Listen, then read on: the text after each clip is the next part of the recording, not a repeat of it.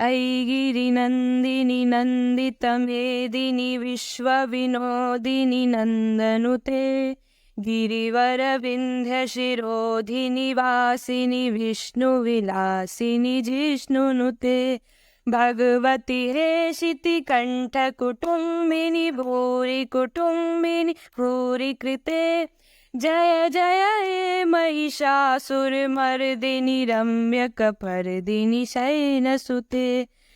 नमस्कार मित्रों, मैं पंडित चंद्रकांत ओझा अपने YouTube चैनल पंडित ओझा बाबा ज्ञान मंदाकिनी में आपका हार्दिक स्वागत और अभिनंदन करता हूं।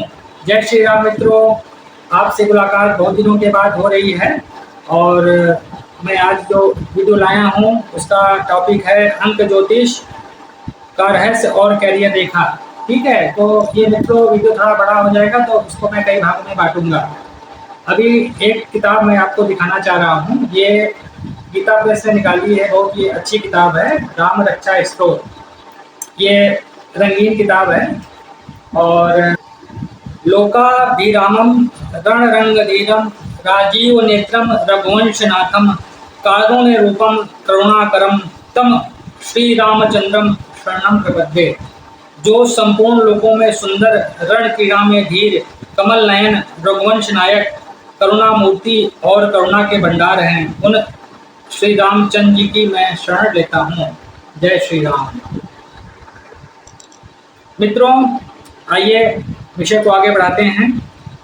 प्रातः स्मरणीय ज्योतिषियों के बाबा गुरु गोस्वामी तुलसीदास जी ने दोहावली में लिखा है। क्या लिखा है देखिए, राम नाम को अंक है, सब साधन सब सून, अंक गए कछु हाथ नहीं, अंक रहे 10 गुण। श्री राम जी का जो नाम है वो अंक है और सब साधन शून्य है, और जो भी साधन है राम के अलावा वो शून्य है। अंक न रहने पर कुछ भी हाथ नहीं लगता है, परंतु शून्य के पहले अंक आने पर वे 10 गुने हो जाते हैं। अर्थात राम नाम के जप के साथ जो साधन होते हैं वे 10 गुने लाभदायक हो जाते हैं, परंतु राम नाम से ही जो साधन होता है वह कुछ भी फल नहीं देता है। गोस्वामी जी कहते हैं कि राम नाम अंक है, इसके बाद शून्य लगाने से इसकी मात्रा या ये मूल्य बढ़ जाता है। जैसे एक के बाद शून्य लगाते जाइए और संख्या का मूल्य बढ़ता जाएगा। आइए इस बात को भारतीय समाज के दैनिक व्यवहार के संदर्भ में देखते हैं। अब आइए देखते हैं कि कैसे राम नाम का क्या महत्व है। भारत में जब दो लोग आपस में मिलते हैं तो हाथ जोड़कर आपस में राम राम कहते हुए अभिवादन करते हैं। मतलब जब एक दूसरे लोग मिलते हैं तो एक दूसरे को राम राम करते हैं, हाथ जोड़ के राम राम करते हैं। दूसरा व्यक्ति भी, सामने वाला भी, जैसे राम राम आपने किया तो दूसरा भी राम राम करेगा हाथ जोड़ के। यहाँ राम राम 2 बार एक व्यक्ति कहता है। दाएं और बाएं हाथ को मिलाते हुए राम 27 अंक, राम 27 अंक, कुल हुए 54। मतलब एक बार जो राम कहा तो उसके 27 अंक हुए और 2 बार राम कहा तो उसके 27 अंक हुए। अर्थात आत्मा और परमात्मा, जब हम हाथ जोड़ते हैं तो क्या होता है कि हमारी आत्मा और परमात्मा मिलकर दूसरे की आत्मा और परमात्मा को नमस्कार करती है। अर्थात आत्मा परमात्मा एक व्यक्ति की एकाकार होकर दूसरे को राम राम कहती है और दूसरे व्यक्ति की आत्मा परमात्मा एकाकार होकर राम राम इस प्रकार 54 अंक वह कहती है।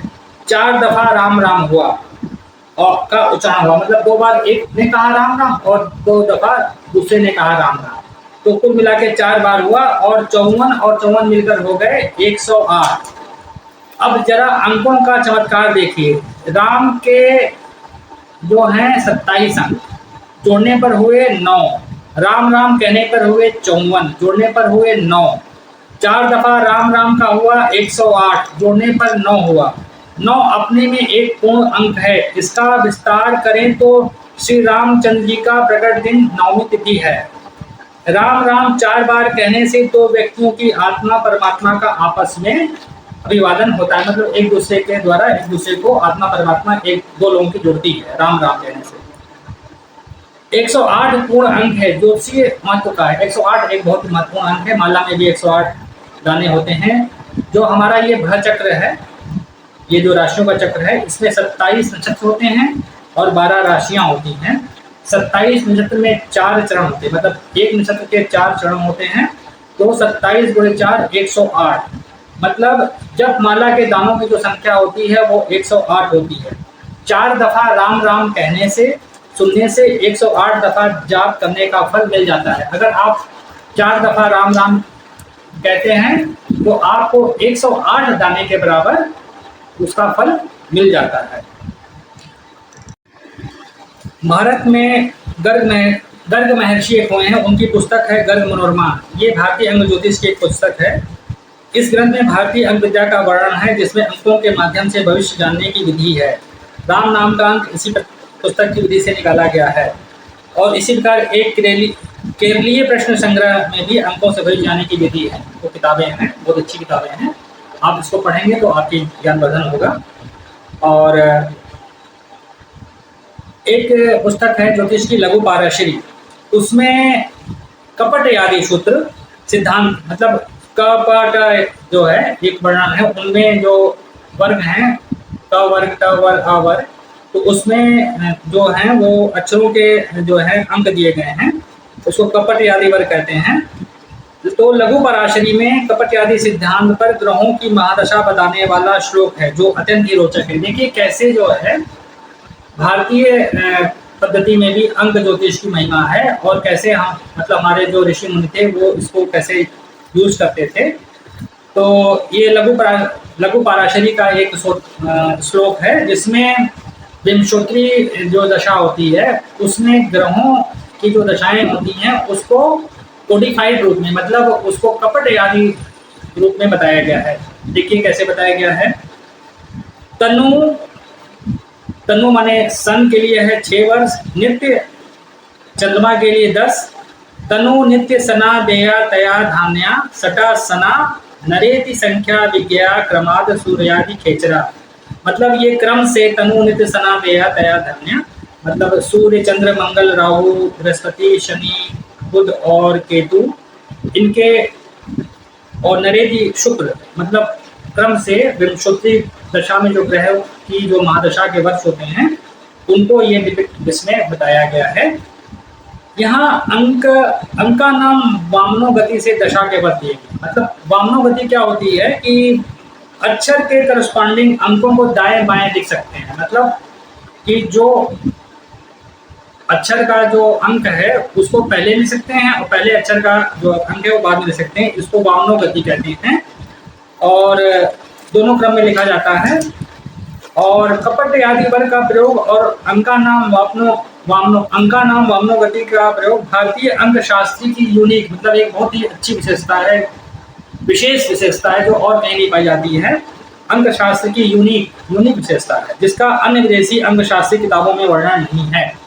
यहीं पर आकर भारतीय ज्ञान की गुप्तता को स्वीकार करना पड़ता है। मतलब जो ज्ञान है भारत का वो बहुत ही महान है, उसको यहाँ पर आके स्वीकार करना पड़ता है। कई भारतीय मनीषियों ने अपनी ज्योतिषी पुस्तकों में कपट आदि वर्ग और अंका नाम वामनो गति का वर्णन किया है। कई ज्योतिषियों ने इसका वर्णन किया है।